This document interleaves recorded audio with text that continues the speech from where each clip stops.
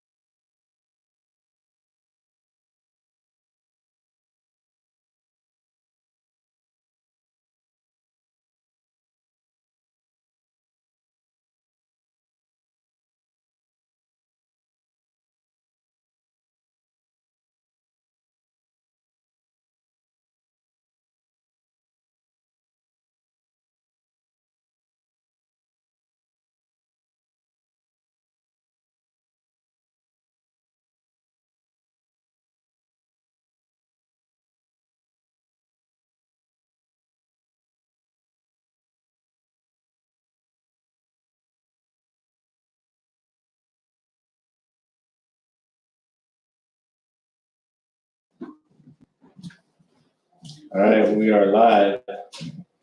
Who's all on the line? Alicia's here. Kirk's here.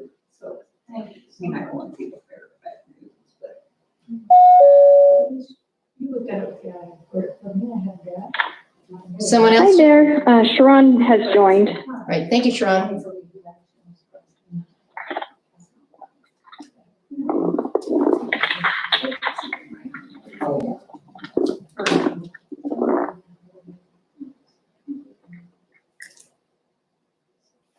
Yeah, if you get that far in the hole from here, it's been, thank you. That's great.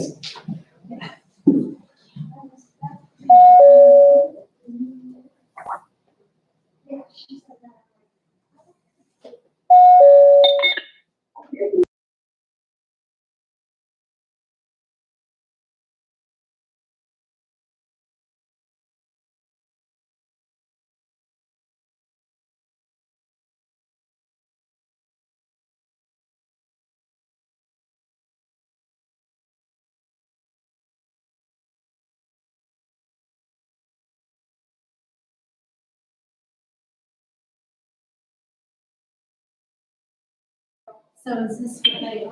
I'm here, yes. Oh, Derek is asking for the call-in number. I'll get that to him. I sent it out to him.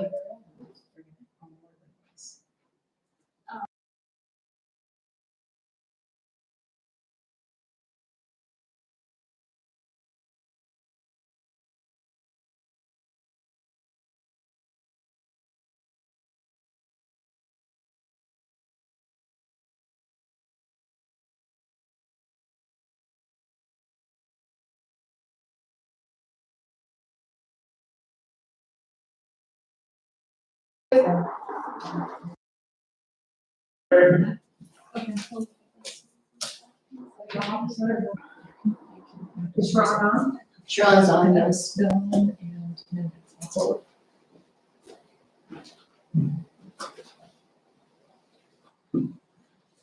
Do we have everyone, Gina? Yes, everyone's here. All right, we can kick it over to Kirk to get us started. Okay. So is this a live meeting or is this a work session? It's a It's a live work meeting. session, but it has to be streamed. Gotcha, okay. So yeah, I'd like to call the meeting to order. I need a motion to approve the agenda. I make a motion to approve the agenda. Do we have a second? I'll second it. We have a motion with a second. All those in favor say aye. Aye. Aye. Aye. Motion passes. Ron, can you lead us in the Pledge of Allegiance? I can. Or Gina, everybody I guess, stand. whoever's in the building. Yeah, I pledge allegiance with allegiance to the to the flag flag of the United States of America and to the republic for which it stands, one nation, under God, indivisible, with liberty and justice for all. Thanks, everyone. So we'll now go into our work session on the budget review. I think everybody got the email from Cheryl with the numbers? Yeah, and it's also in Assembly, Oh, now too, okay. so. Refresh that.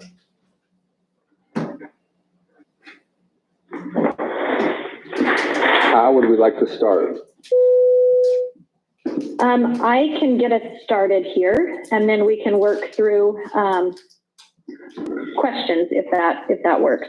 To get us started, though, I do want to, well, thank you for your time today. It was short notice, well, at least 24 hours, but thank you for your time.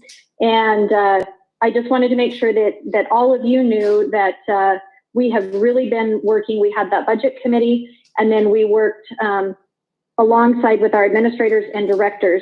We looked at building needs, program needs, because they all have an understanding of their buildings and programs deeper than we do. So I was really very, very thankful for their insight and conversations that we had.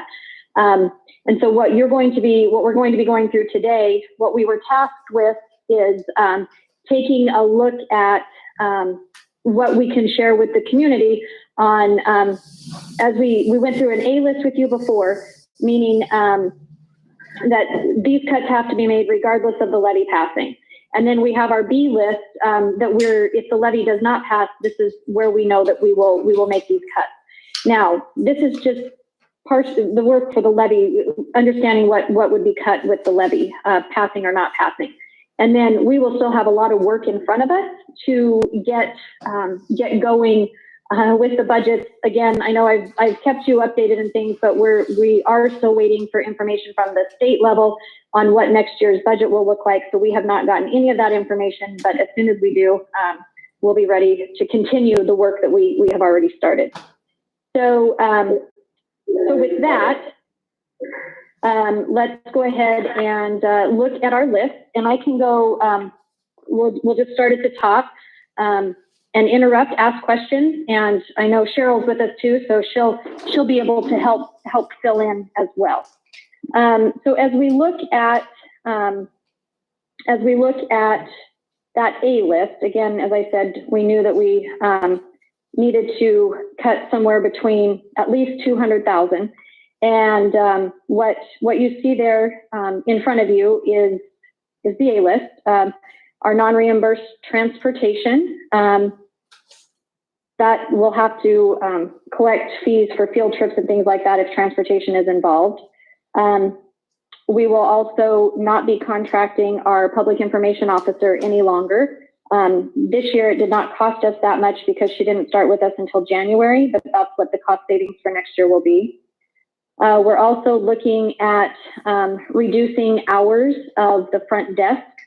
So basically a 4-day week instead of a 5-day week there.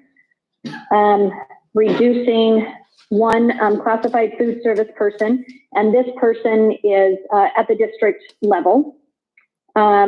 We will have savings in technology because we are not, that's for our laptop repairs that we've contracted out before, and then we've made some adjustments with our server management. PD consulting will save us as well, and these are things like some mentors that we use. When I had Ernie come in and help facilitate the advisory group that we had, we will have to begin doing all of that in-house and not contracting those things out. Reducing our consumable supplies, and consumables are things like paper, glue, toner, that type of thing. I know we've talked about this before, but we'll eliminate the styrofoam at our elementary schools. And then the middle and high school will look at changing to a different compostable material, because right now the styrofoam is not. And so we will look at whether that's cardboard or something else, but because as Cheryl explained before, we have to have modifications to the middle school and the high school to make that work. And then additionally, I just want to mention that at the elementary level, we would make some adjustments to the lunch ladies that are currently there so that they have time for the dishwashing. We would not need to add additional staff. And then we would reduce dues and subscriptions. And those are things like I belong to the National Superintendents Association. So instead of the district picking that up, I would pick that up out of my pocket if I so chose to continue to belong. So you can see with that gives us savings there, reducing at $226,500. So that is going to happen regardless of the levy passing. We know that we have to make those.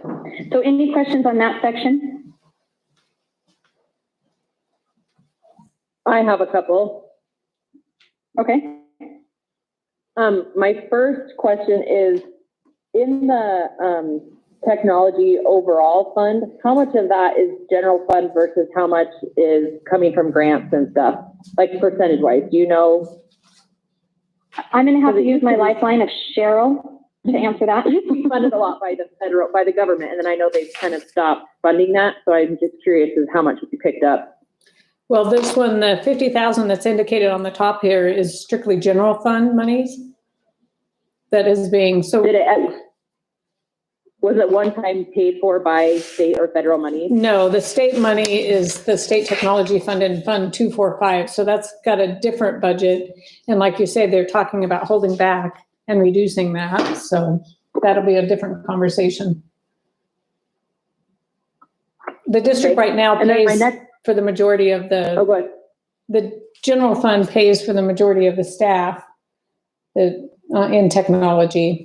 And then we do get some state money to help toward IT staffing. And then we get the classroom or instructional technology money from the state as well. Okay. And then with that $226,000 savings, what is the plan for that? That's just to cover the shortfall of, we know we're going to have at least a 1% hold back for this year. And then given what has been budgeted for the fund balance, we're trying to shave that off, even if the levy were to pass, to balance going forward with the levy. And that's probably not making up the fund balance either. You know, that's well, I thought the plan was not to make up the fund balance all in 1 year, that we would build that up over time. That's what I'm saying. That will not build up the fund balance to the 5%. Because we know we're going to be at least another 1% short this year. Plus we're 20 students down, so we're down a support unit. So that our state funding as it sits before they take the 1% is going to be less than budgeted. And then they are going to hold back at least a 1%. So this will help us, to maintain, to not go hopefully deeper in a negative fund balance next year. But like I said, we still have so many unknowns on the next year budget that we're trying just to identify the areas that we know we can shave to help moving into next year if the levy does pass. But if it does not, then we're looking at the mandatory cuts, right, of at least the 1.5. And really it's 1.5 plus another 2 or 3, depending on how we can finish our year. Because we're saving some money, we're not spending out quite as much as we thought. Right now we're just hoping to cover the 1%, which is about $230,000.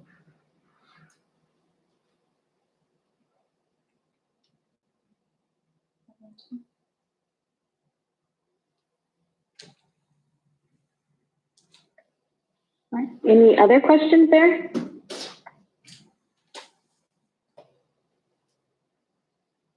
So that busing piece, that's not sports, that's field trip? Yeah, that's, like the non-reimbursed transportation. So any of the transportation that's not reimbursed, because you'll see down at the bottom, we'll talk about the pay to play. Cheryl, do you want to, you understand these numbers in the budget. Do you want to answer that for Kirk? So initially, we pay about 70,000 in non-reimbursed transportation last year, and, you know, on track to pay about that this year for things that are not reimbursed by the state, meaning anything non-instructional field trips, non-classroom credit earning field trips, as well as athletic travel.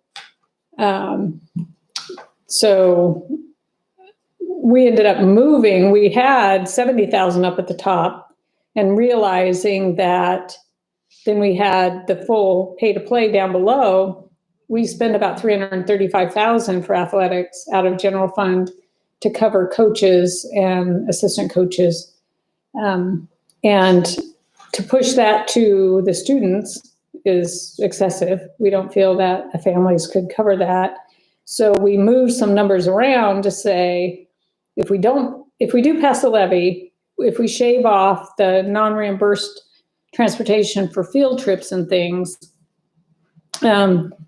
we could probably still cover the athletics unless the levy fails, then trying not to push the entire burden, but to work within district to come up with how the whole athletic fee collection, fundraising, gate, concession, all of that stuff can contribute in here.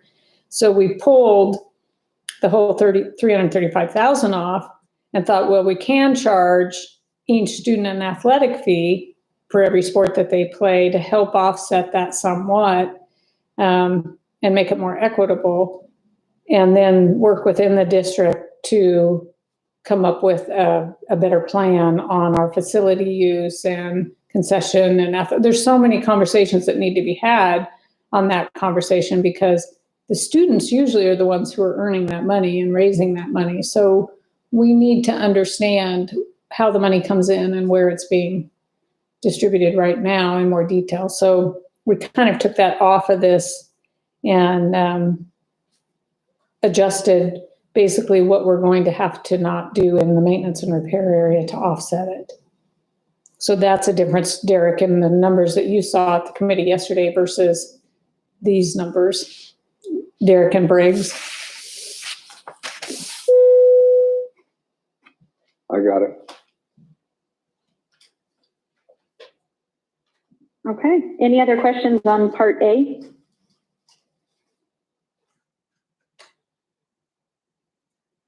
Okay, we'll move on down to the B. And this is what's going to have to occur if the levy does not pass.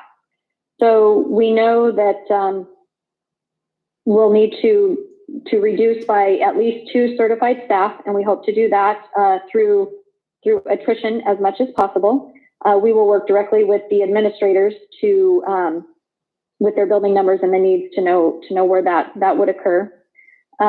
We do also know that we would have to cut 1.5 certified special education staff, 1 counselor, at least 13 educational assistants, and those are the ones that work in our building, helping with focus groups, with duties, that type of thing. We would reduce by 1 tech position. We would have to reduce by the dean of student, the 0.5 dean of student, as well as a 0.5 of our gifted and talented staff. Currently, our general fund pays for 25% of our CTE extended days. So we would have to not pay that 25%. The rest of their extended days are from from our Carl Perkins grant that we get. Our after school program, we know that we would shift some literacy funds. We would still have an after school program, but it would look different than it looks now. And the elementary administrators would work with us on how that program will look. We would have to delay the science adoption. And then we would be shifting some of our literacy funds and Title IV funds around, and those are some federal funds, but we would shift those from the general fund. We can pay literacy, some additional literacy and Title IV funds. And then as Cheryl was talking earlier, it's a partial pay to play. So charging around $80 per player per sport. And I did a little research on the districts that are around us, and they're anywhere, pay to play is anywhere from $50 up to $110. So, and that was, I heard back from Emmett, West Ada, Cuna, Marsing, and Homedale. And then I had heard from Blackfoot as well on their pay to play. And so that's where you can see we come up with between A list and B list. I'm sorry, I skipped the line for the maintenance and repairs. Cheryl did talk about that too. But we would not be able to do some needed maintenance and repairs there. And of course, we'll know more about what will be needed after we have that audit done. But so between A list and B list, that's where we get our 1.5 million. So, and I did want to mention that we have the committees and with the budget committee, as well as with the administrators and directors, we've talked about a 4-day week.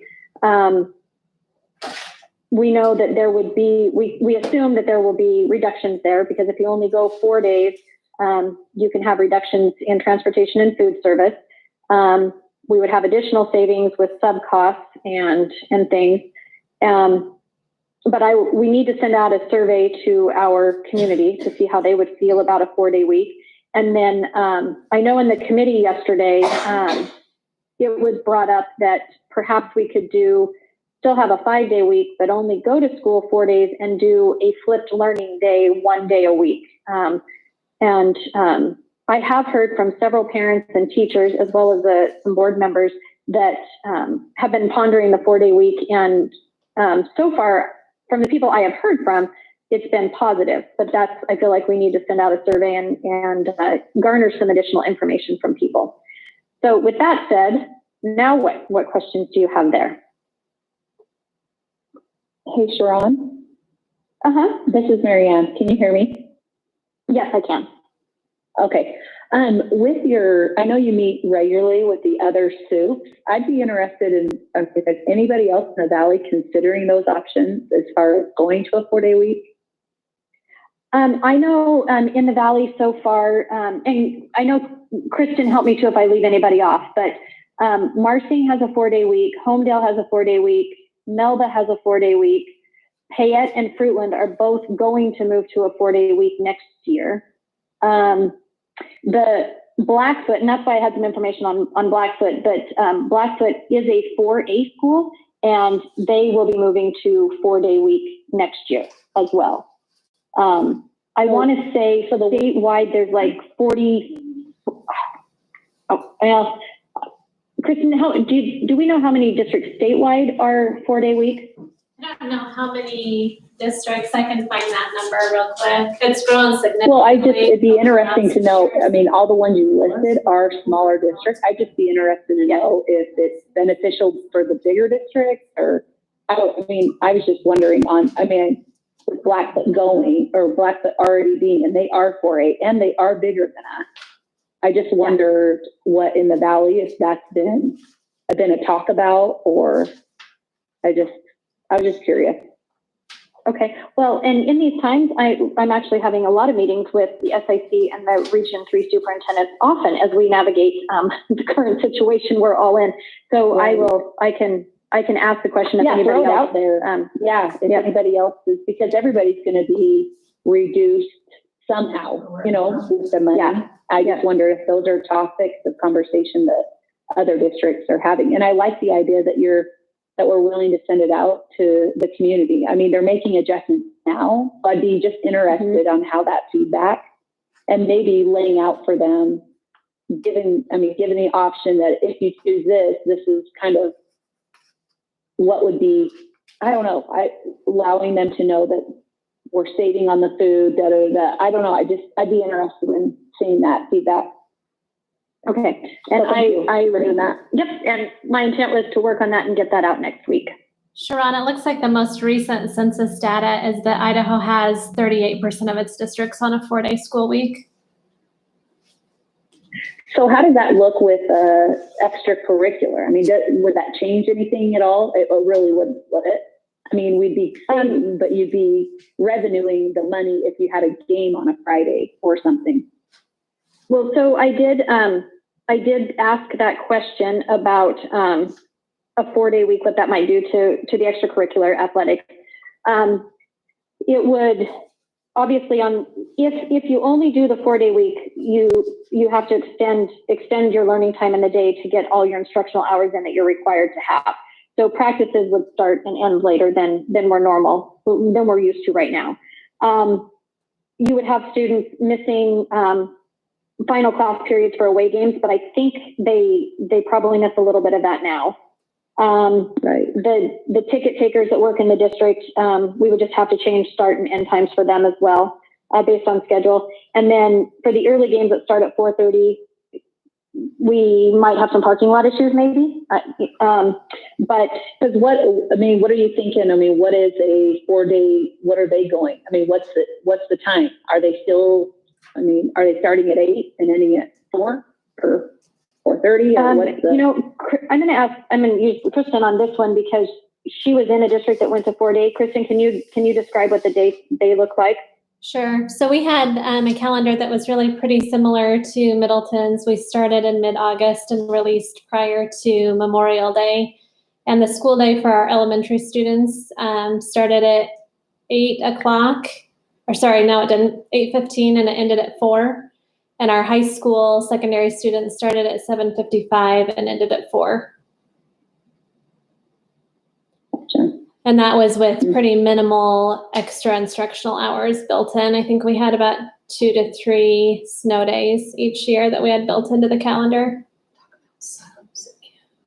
If you send out that survey, would you be willing to do like a survey that has 2-part question, like if it's strictly 4 days or if it's 4 days plus the 1 instructional day online on Fridays? Because what does that look like differently financially? That would be a question for Cheryl. I know we had started those conversations. Yeah, and you don't have to ramble it off now. I'd just be interested in maybe throwing those 2-part questions out there and then having some backup with the finance as to what that looks like. Marianne, can you ask your question one more time? I'm sorry, Marianne, I was looking up some other things. What were you asking? Oh, you're just fine. I was just saying that what it would look like financially if we just strictly went 4 days or if we went the 5 days with 1 educational day online. What that would look like as part of a line, not necessarily even a line item, just what that would look like financially. Yeah, I think actually it would, we would make sure that if we did something online that we had the right, instructional hours so that it was counted. Because if we went to a true 4-day, we would extend the day to cover all the those instructional hours, because there are so many districts that already do it. The state calculation for ADA can be calculated either on a 5 or a 4, and so does Percy. Their number of days that you get credit for, they have a different calculation based on that 4-day week. So with more and more districts moving this direction, it really doesn't affect ADA. We just, like you said, if you wanted to do some online during the Friday, my question might be, would it be as appealing to the staff, your teaching staff? Because it really is a positive recruiting tool. Teachers really like going to districts with 4-day weeks. So if you added that online element, that may reduce that. I don't know. Or depending on the community, what's the burden to the parent to maintain that too? I don't know. That'd be a good survey question. Throw those 2-part survey questions Mhm. out. Having it strictly 4-day, give us your feedback on that. 4-day with one educational day on. Sure. I Yeah. don't know. I think that would be A good question to I think that ask. would be, Mhm. yeah, I think it'd be good to know. Yeah. Now, on the financial side, when I look at it, it really reduces sub costs because you're not doing PD during the week. We're not pulling teachers out of classes for all of this, leadership stuff. We could do that on the 1 day a month. And people tend to make their doctor's appointments and visits and things like that, personal day stuff on that Friday. And from what Brian was describing up at the high school, he thought it would help with transportation to, athletics at that level because most of those games are on the Fridays. So it wouldn't have as much conflict with classroom time. That may have not. So this is Briggs. You'd also have the 80+ EAs that you pay 1 day less. Right. 4 days. Okay. less a Yeah. month. Let's talk about that. And that's the biggest impact, or the biggest negative impact would be on your classified staff, right? Because your food service and EAs would potentially be cut 1 day. Now the EAs would make up some because the day's being extended, so they would get more hours per day. But some districts have looked at what that calculation looks like and actually given their EAs an hourly increase to help offset that negative, right? Because those positions are difficult to fill. We already don't pay well, and those positions are historically not paid well. And if we were to cut And they're them, wonderful assets oh, to the community, to the absolutely. district. And They are the forefront. most really. people that do it because they have such a true heart for it. So that Absolutely. would be part of that equation. We would want to look at it. And I did look briefly at the average EA calendar. It would be short 84 hours a year. So to make that up on the average would be to give them a 73 cents an hour raise. So when you think of it in those dollars, it's pretty small dollars. So we would try to offset it. We know we're going to get a true 20% reduction on transportation, a true 20% reduction on food service, because that's 1 full day we're not serving. Because we could even send home lunch for Friday. We could send it home with students on Thursday, to help with that. So we know we'd have direct reductions in those areas. And then on the ones that are a little bit still up, like the EA staffing rates and things, we would want to really sit down and part of it would be that calendar. What would the student calendar look like? I calculated it pretty much using the same school days as we currently have for next year, but extending their day to like 8 hours a day instead of, most of our EAs get paid for 7.25 hours. So they would get paid 8 hours or more depending on what our, student contact time is. So we will really look at that. I think that Kristen did an equation on, okay, if we didn't lengthen the day, we lengthened the calendar, added more days to the calendar. It added like 40 days. So that's not very attractive, right? People don't want to go into June. People don't want to start earlier in August. But that's an option too, if they're worried about the students, the length of the day being difficult. But The other financial consideration I would also throw out there is the increased ADA from your students. So like your staff, absences tend to go down on a 4-day week because they have that extra built-in day for various appointments that students are out of school for. yeah, and that's one thing I think the state has reported on several times is that the ADA does increase, which increases our funding, right? We get a better equation. Okay, so with a 4-day week, sorry, I'm asking, do the teachers still come in on the Friday or nobody's in? That would be a point of negotiations. How many contract days go into the master agreement? Oh, gotcha. In my Okay. district, we had our teachers reporting 1 Friday per month, and that was a combined intervention, professional development day. So if we did that 4-day and you say with the master agreement, so what would those teacher development days look like if it's a longer, is that what you were saying, the one day? Yeah, and I think that would be, Sorry. that would be open for discussion. That was a 6-hour day Gotcha. for our teachers, but that would have to be, something that was talked about with teachers here Have to and go. determine. Mhm. Right.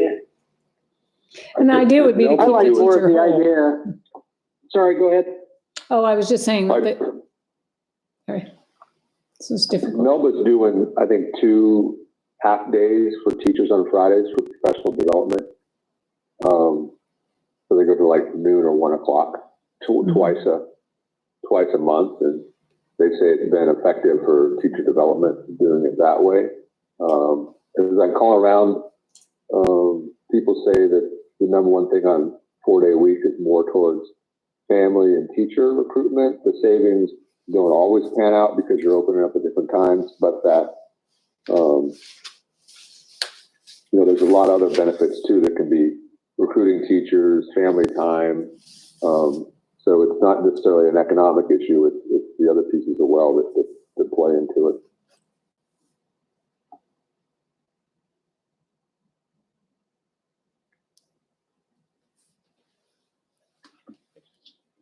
Great questions, though. Thank you. Yeah, go ahead, Greg. I was just going to say, I'd be more of an advocate for online instructional learning one day versus going the 4-day. I think just because you won't have to extend the hours, and I think the way of the future is definitely online. And I know that I've discussed this with Sharon, and we talked about it yesterday on the budget. I think you can save a lot on the budget line, but also meet all the hours. And I know Sharon was going to look at, that's her background is online learning. And after all of this COVID-19 is over with, you're going to see a lot of businesses and a lot of people travel less and do a lot of stuff online from remote learning and remote meetings. And so I think, just speaking on my behalf of my kids, it's been a great experience thus far with them having this digital learning. Plus, we get all the wrinkles and kinks out now with the way it is, and now we implement 1 day of that online. I think it could be really good savings, and it could be friendly. But I'm with Sharon. I think the survey will say a lot, what the community wants. Are we having a different survey going out just to staff and administration, so with a few more pointed or different questions and concerns, or is there just one survey going to go out to the community and the same one will go to the staff and teachers? I think we would need to send 2 surveys, one for parents and then one for staff. Can I request that be done if that wasn't in the plan already? I don't know, maybe you guys already planned to do that, just because I would. No, I had already planned. Really? Well, in my Okay. mind, I knew that we needed to survey staff too, because we've got to get an understanding of their take on it as well, because they would be the ones having to implement and be in school longer with the kids, and then come in on a Friday, maybe 1 day a week, depending on how that conversation went with negotiations. So, Okay. My other question, I had 2 questions. One about if we did online learning, the state wouldn't reimburse, like the IDLA was reimbursed differently because it wasn't a brick and mortar school. Do they do cross funding like that for public school, where we can get ADA money for time in the seat and then different money if we did online learning on a Friday? we would need to research that for sure. Because that would be my only concern, is that how would that funding look? Like, would it help us or would it hurt us, or would it be? But I agree with Briggs' point that going forward, a lot of the stuff's going to change, and so might the rules need to change on funding and stuff, because everybody changes the way they do business, and schools wouldn't be any different. So there may be a change at that level as well that would be needed to make it rational. My only concern, and I'm only looking at it as an aspect of that, a lot of people have been so wonderful with what's going on right now, of giving free this, of digital getting on and da-da-da. What does that look like for those kids that don't have access? So if it is an online learning environment on a Friday that don't have that access, I mean, what does that look like when we know we have a lot of, I'd just be interested to know, I mean, how would, But we would definitely that work? have to figure that out, because right now, we're doing the online and providing, packets to send home too. So that's definitely a conversation that has to be had, what that would look like for those kids. yeah. And also for the kids who are opted out of technology too. So, Right. Lots of questions, but I think great, avenues to look at least. well, yeah, and they're worth looking at and asking, because the worst that can be decided is that it doesn't work for us, but at least we've looked at it. Absolutely. Can you speak to timeline? Are we talking, if worst case, we're gonna try that this year, if the surveys come back good, we're gonna plan to look at this within a year down the road, or kind of give us some ideas of what the thought process is with this 4-day week? From my opinion, we need to get the survey done, and back, and then make some decisions, because like Cheryl's been saying, also depending on what we're looking at and having to cut out of next year, so I think we need to do the research and bring it back to the board and have the board make that decision with us. Sharon, when do they think that they will know more with the budget for next year? When are they getting that? Do we know? Well, when that? We've heard, and I know I've been on different meetings, and Cheryl's been on meetings with the State Department as well, with Tim Hill and the Finance Department. We've heard hopefully by May 1st, but it could be later in May. Cheryl, do you have any additional information since we last talked about that? No, I have another call tomorrow with Tim Hill and Greg Wilson from the governor's office, but I don't know if they'll be able to give us a time frame. They're really pushing to get them to us by the 1st of May, but they told us earlier that it could be later, because it really is some issues between the legislature and the governor's office.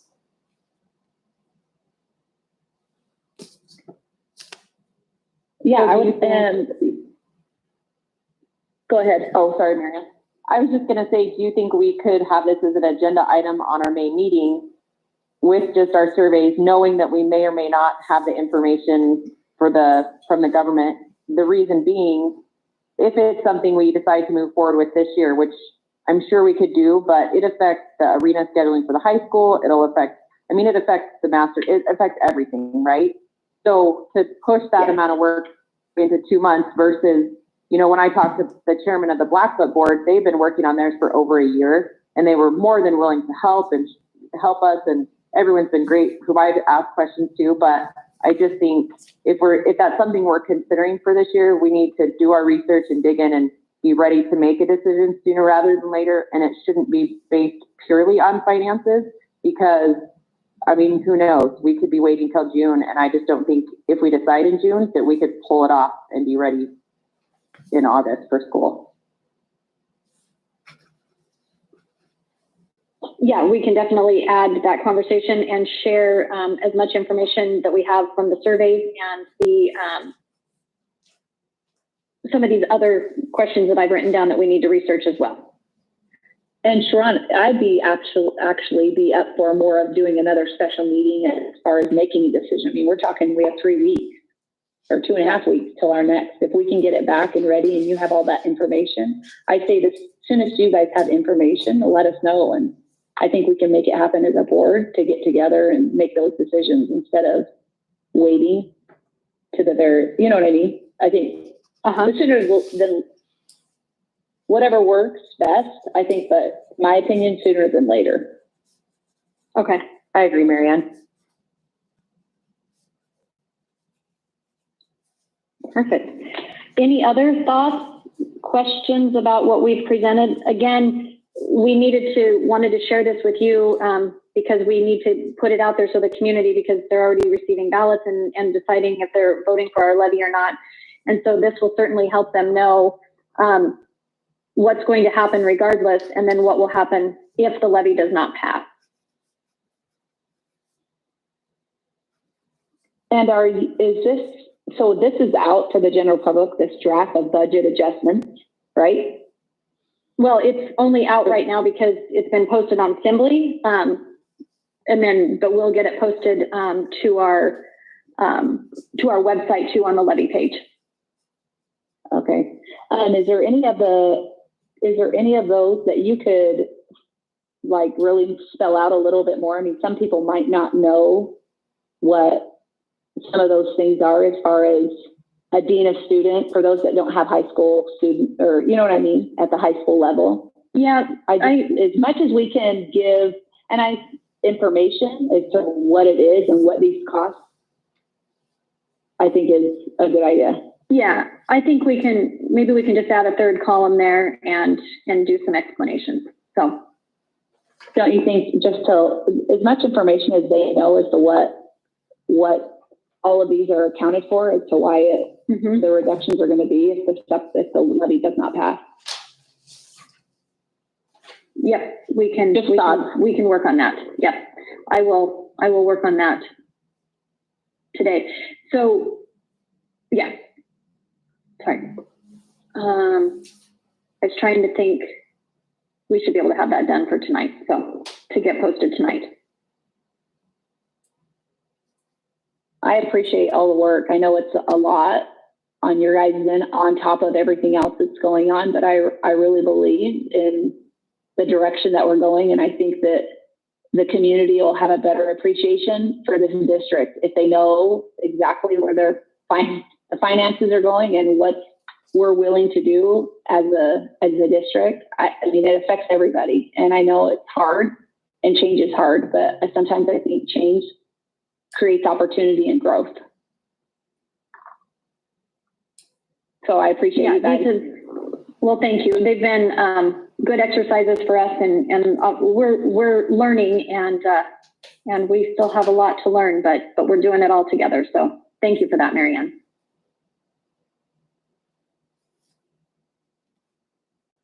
Any more questions?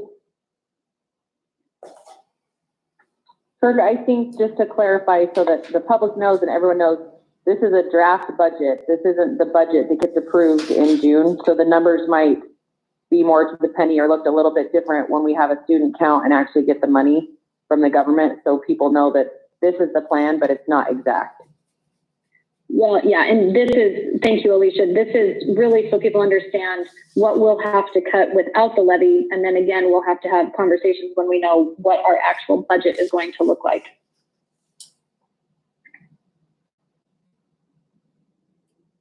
Sounds good.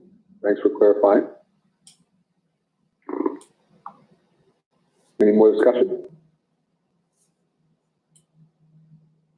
With that, I'll look for a motion for adjournment.